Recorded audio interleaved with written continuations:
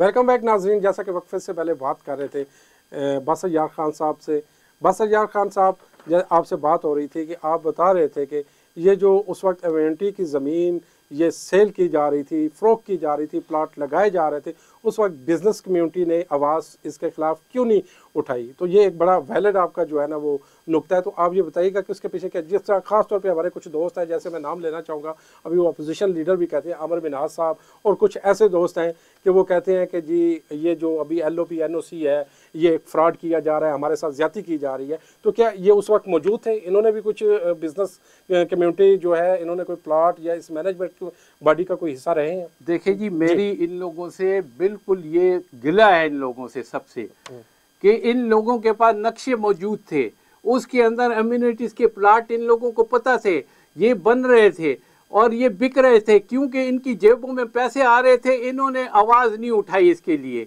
अगर ये उस वक्त आवाज़ उठाते जिस तरह ये अभी जनाब अली इनकी वो ट्रांसफ़र वगैरह बंद हुई है, तो इन्होंने जनाब CD के चेयरमैन को लेटर लिखने शुरू किए हैं, जी ओपन करें, बहुत अच्छी बात है। लेकिन अगर उस वक्त इसके ऊपर आवाज़ उठाते तो हमारा LOP इस वक्त बहाल होता, कैंसिल ना होता उस वक्त, क्योंकि इन लोगों का फ़ायदा अपना नज़र आ रहा था। इन्होंने आवाज़ नहीं उठाई। मुझे इन लोगों से बहुत गिला, क्यों नहीं उठाई? ये लोग बताएं इस चीज़ के बारे में। अगर ये लोग उस वक्त टाइम पे आवाज़ उठाते, हमारा LOP इस वक्त मतलब कैंसिल ना होता और हमारे काम ना रुकते। कम्युनिटी की जो बच्चों के लिए पार्क होता, ग्रेवयार्ड होता, और इसके अलावा जो हॉस्पिटल है, बाकी जो ग्राउंड की ज़मीन है वो मौजूद आती, कि पूरे जिना गार्डन में एक बच्चों के लिए ग्राउंड नहीं है खेलने के लिए। कोई ये 5-7 हज़ार की आबादी के अंदर ये वाकई सवालिया निशान। हम इससे आगे, क्योंकि प्रोग्राम का वक्त जो है ना बहुत कम है जी। नेक्स्ट जो है, मैंने आपसे ये सवाल था मेरा कि ये जो 7,000 मुतासरीन है ये किसने पैदा किए, किस मैनेजमेंट के पैदा कर दिए हैं, और किस तरीके से ये वजूद में, मार्ज़े वजूद में आई ये 7,000 मुतासरीन? आपने बता तो दिया कि जो अम्यूनिटी की जो लैंड थी या वायलेशन की गई लैंड जो एग्रीमेंट थे, लेकिन फिर भी डिटेल के साथ हमारे नाज़रीन को बताइएगा। सर जी देखिए, मैंने तो बताया ना कि ये उस वक्त की मैनेजमेंट कमेटी जो थी कर्नल नज़र साहब की, ये उनके पैदा कर दें। जनाब LOP भी उन्हीं की वजह से ये, क्योंकि उन्होंने वायलेट किया तमाम चीज़ें। अम्यूनिटीज़ के प्लाट जो हैं वो रेजिडेंशियल कमर्शियल बना के भेज दिए, जिसकी वजह से CDA ने उन पर जनाब अली उनका LOP जो है वो कैंसिल कर दिया। ठीक है, इसके बाद जनाब अली इन्हीं के पीरियड का, क्योंकि जो हाउस एंड लाइब्रेरी की जो कमेटी है उसने फैसला किया था कि इनका फोरेंसिक ऑडिट भी किया जाए इस पीरियड का। ठीक है ना जी, वो पीरियड का ऑडिट जनाब अली इनका हुआ था 2001-7-2000। मैंने पहले उस प्रोग्राम में भी आप लोगों को बताया था कि 1/7/2010 से 30/6/2016 तक, जिसमें 7.5 बिलियन रुपीस जो है वो एम्बेजलमेंट डिक्लेयर हुई थी। 7.5 बिलियन कौन सी मैनेजमेंट की बात कर रहे हैं? ये कर्नल साहब की मैनेजमेंट, ये कर्नल नजरुल इस्लाम जो है वो retired colonel Nazrul Islam management की 7.5 बिलियन की एम्बेजलमेंट जो है ना ये डिक्लेयर हो गई थी। देखिए जी, इसकी जो रिपोर्ट थी ये CR को CR के हवाले की थी। डायरी नंबर है 326 और 11/1/2018 को जनाब सर्कल रजिस्ट्रार के दफ्तर में उनको हवाले कर दी थी कि ये चीज़ है, और उसके अंदर लोगों के नाम तक मौजूद थे कि जो इस चीज़ के किस में जो किसने कितनी एम्बेजलमेंट के अंदर वो शामिल है। अच्छा ये बताइए, हम थोड़ा सा आगे जाते हैं क्योंकि प्रोग्राम का वक्त बहुत कम है, दौरानिया कम होता है, क्योंकि सवाल बहुत ज़्यादा है। ये वो उन लोगों के सवाल है, इनके जवाब जिस तरीके से आप दे रहे हैं। अब ये बताइएगा, इसके ऊपर जो ये एम्बेजलमेंट हुई है, इसका एक स्पेशल जो आप जिस तरह फोरेंसिक ऑडिट का आप बता रहे हैं, इसके ऊपर अभी क्या कोई रिकवरी हो सकी है या नहीं हुई? रिकवरी तो तब होगी जब मैनेजमेंट जो उसके बाद आई वो जाके लेत किए जाते FIA में आगे पीछे कि जी ये नाबेली ये रिकवरी हमसे करें। ये तो अभी जो मेजर साहब की, ये तो पहले मेरी इंफॉर्मेशन के मुताबिक ये पहले नैब को ये केस रेफर किया गया था। नहीं, नैब को रेफर नहीं किया गया। नैब का और केस है नहीं। और ये देखिए, ये तो सिर्फ ये था कि जो मैंने आपको पहले उसमें प्रोग्राम में बनाया था कि सुप्रीम कोर्ट ने मुझे कहा था, मैंने वो चीज़ उधर अपनी स्टेट में रिकॉर्ड की थी और इन लोगों ने स्टे ले लिया था कि जी इसमें 1 साल का ऑडिटिंग। अब तो वाजिद साहिब साहब ने जो रिपोर्ट जमा कराई मार्च 14, 2024 को, उसके अंदर बाकायदा लिखा है कि जी वो ऑडिट 2017 का कंप्लीट हो गया है।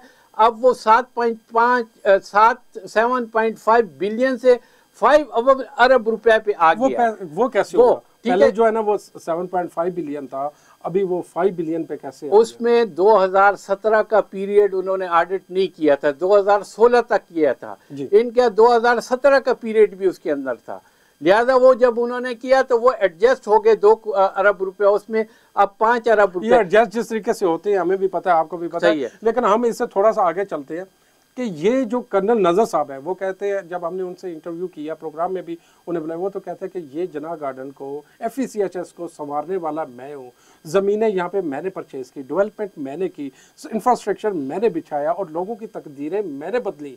तो आप कह रहे हैं कि उन्होंने एम्बेजलमेंट भी की है, उन्होंने 7,000 मुतासरीन भी पैदा किए हैं, तो ये थोड़ा सा मुझे एक्सप्लेन कीजिएगा। मैं आपको ये बताऊँ, मैंने कोई अपने आप से ये बातें तो आपको नहीं की, ये मेरे पास डॉक्यूमेंट्स मौजूद है, वो बोल रहे हैं कि ये की है।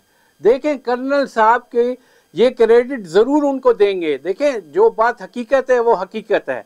यहाँ पे जितनी रोडें बनी हैं ये उनके वक्त की बनी हुई हैं, जितने पार्क से ये उनके वक्त के बने हुए हैं।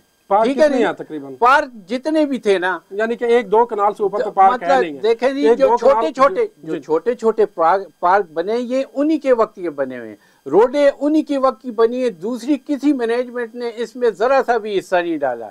अगर उनकी मेंटेनेंस ही करते, देखें ये क्रेडिट उनको देना पड़ेगा, जो उन्होंने ये एम्बेजलमेंट और ये चीजें की, साथ ये काम भी किया। कम्युनिटी की जमीन भी तो बेची ना, बिल्कुल, वो तो मैंने आपको बता दी। अच्छा, ये हम चलते हैं, इससे आगे थोड़ा सा हम चलते हैं। अब ये बताइएगा, जो कर्नल नजरुल इस्लाम है वो तो एक माजी का हिस्सा थे, उसके बाद कौन सी मैनेजमेंट आई, इनके बाद किस मैनेजमेंट? उसके बाद जनाब अली मेजर आफ्ताब साहब की मैनेजमेंट आ गई। ठीक है जी, मेजर आफ्ताब साहब की मैनेजमेंट आ गई और उन लोगों ने आते ही जनाब अली बजाय इसके कि वो ये जो एम्बेजलमेंट डिक्लेयर हुई थी, उनकी रिपोर्ट उनको पेश भी कर दी गई थी कि जी ये रिपोर्ट है, उन्होंने बजाय इसके कि उसके ऊपर कोई कार्रवाई करते, वो जनाब अली उन्हीं से कर्नल साहब वगैरह से मिल गए और जनाब अली उसके ऊपर उन्होंने कोई आवाज़ नहीं उठाई, बल्कि उन्हीं के जितने डेवलपर थे उन्हीं को डेवलपमेंट का काम दिया, सारी चीज़ें दी उन लोगों को। ठीक है ना जी। अब उन लोगों ने एम्बेजलमेंट की, करप्शन की, जो नेक्स्ट जो आपकी मैनेजमेंट जिसमें वोट की ताकत से आपने उनको मुंतखब किया, वो भी आप कहते हैं कि उन्हीं के साथ मिल गई?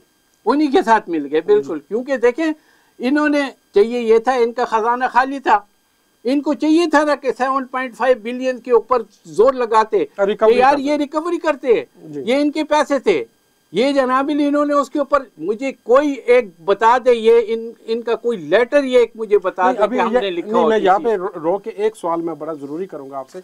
ये जो आपका इस्लामाबाद हाई कोर्ट में मोहसिन अख्तर कियानी साहब के पास ये केस चल रहा है, क्या आपने ये पॉइंट नहीं उठाया कि यहाँ पे 7.5 बिलियन की एम्बेजलमेंट है, वो रिकवरी की जाए, मुतासरीन तो एडजस्ट हो सकते हैं? सर जी, मेरी अर्ज ये है, जो करंट मैनेजमेंट ने जो स्टेटमेंट दी है उसके अंदर बकायदा ये शो किया हुआ है, लेकिन सेक्रेटरी कोऑपरेटिव ने तो वहाँ पे ऐसा बिल्कुल ये कोई नाम ही नहीं लिया। ये बिल्कुल इन्होंने ये इनकी मुझे नहीं समझ आई कि इन्होंने ये बात क्यों नहीं की। कोऑपरेटिव डिपार्टमेंट आप समझते हैं कि इन चीजों को उजागर करने में नाकाम है। बिल्कुल बिल्कुल। अब और मेजर साहब ने बाकी जो काम किए, आपको पता है यहाँ पे जो बैंकर सिटी की ज़मीन जो थी, बैंकर सिटी की ज़मीन हमने पहले भी आवाज़ उठाई थी, इसके लिए 81 कनाल ज़मीन जो है मेजर साहब के वक्त में, उसमें 5-5 मरले के प्लाट बनाए गए, बेचे गए। मुझे नहीं समझ आती कि यहाँ पे जो बिजनेस कम्युनिटी है और ये जो अपने आप को कहते हैं जी हम इस सोसाइटी के हमदर्द हैं, उन्होंने किसी ने इसके ऊपर आवाज नहीं उठाई कि जी ये गलत है। क्यों नहीं आवाज उठाई? क्योंकि प्लाट इनके जरिए बिक रहे थे, इनकी जेबों में पैसे आ रहे थे, इन्होंने कोई बात नहीं की कि जी ये बैंकर सिटी की जमीन है। आवाज क्यों नहीं उठाई? मैंने भी उठाई, मैंने सुप्रीम कोर्ट में बकायदा मेरी पिटीशन दायर है, उसके अंदर बैंकर सिटी का वो है। मुझे FIA ने ये कहा कि जी क्योंकि नैब इसकी इन्वेस्टिगेशन कर रहा है, इसलिए हम इसकी बैंकर सिटी की नैब इन्वेस्टिगेशन कर रहा है। ये कब से कर रहा है? ये जनाब अली ये इसको अरसा हो गया काफी, उसकी कोई रिपोर्ट अभी तक नहीं, अभी कोई रिपोर्ट नहीं आई। देखें, अगर ये नैब के अंदर भी जो केस है वो सर्द खाने में है, FIA में भी सर्द खाने में है, और कोऑपरेटिव जो डिपार्टमेंट है वो इन इश्यूज के ऊपर बात ही नहीं कर रहा। मैं ये कहता हूँ, देखें जी, इसमें 350 प्लाट इन्होंने बना के बेचे हैं। अगर आप उनकी कीमत 25-30 भी लगा लें, 30 लाख, तो वो तकरीबन 1.5 अरब रुपए बनते हैं, 1.5 अरब रुपए। और अभी पिछले दिनों जनाब नैब ने एक लेटर लिखा है, जो इसका जो बैंकर सिटी का मालिक है सैयद राहत महमूद को, ये लिखा है जनाब अली, इन्होंने लिखा है कि 7/2/2024 को 11 बजे आप हमारे पास आएँ। क्या क्या चीज़ें लेके जनाब अली? इन्होंने कहा है जी कि layout plan of the society approve by CDA, ठीक है जी, complete NOC of the society issued by CDA, detail of land situated in above mentioned मौजा when is under occupation of FECHS ने इस पे कब कब्जा किया है उसकी भी detail of plot allotted to the member of FECHS which falls situated in FECHS land, ठीक है, detail of land purchase by FECHS and total number of plots sold out, account detail in which sale proceeds of plot sold out were deposited। इन तमाम चीज़ों की report मांगी। इससे कहा है राज साहब से जी बादशाह साहब, यहाँ पे हमने एक जाना है वक्फे की तरफ। वक्फे से पहले एक सवाल मैं आपकी तरफ रखे जाता हूँ। ये 3310 एग्रीमेंट का बड़ा नाम लिया जाता है, ये क्या है? इसके ऊपर भी थोड़ा सा बताइए कि नाज़रीन यहाँ पे लेते हैं एक ब्रेक और ब्रेक के बाद दोबारा हाजिर होते हैं। 3310 कौन सा है?